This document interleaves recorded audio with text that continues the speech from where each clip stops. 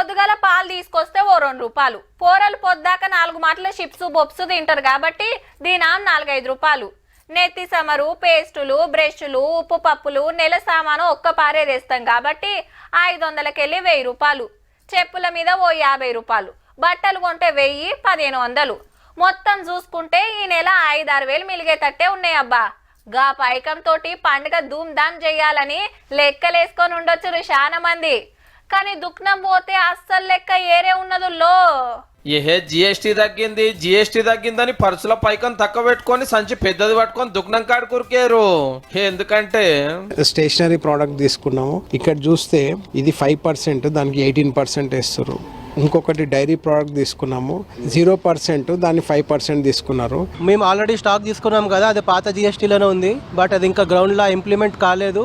So అందువలన మేము పాత రేట్స్కి అమ్ముతాము.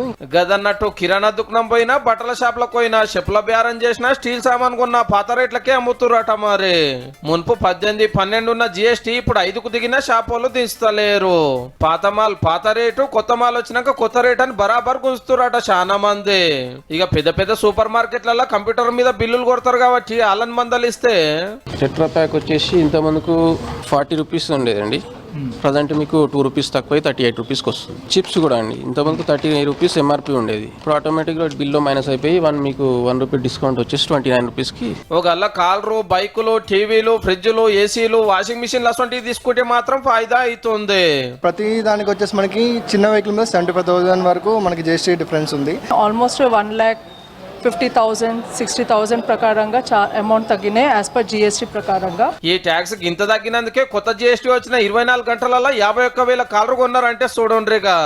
కార్లు అంటే ఉన్నోళ్ళు కొనేటి 10 రూపాయలు అటో ఇటో ఉన్న ఫరక్ పడది.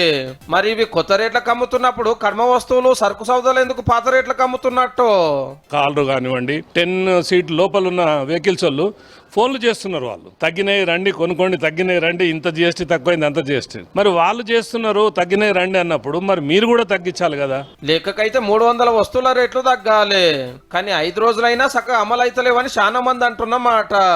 అంతో ఇంతో దిగితే పండుగకింత ఫాయిదా అవుతుంది అనుకుంటే కథనేమో గిట్ల ఉంది. ఓ సాలరు మీ సంబరాలు చల్లకుండా మొదలు రేట్లు దించిన వాళ్ళ సంగతి చూడండి. నడిమిట్ల మాట మీకు వస్తుంది మళ్ళా.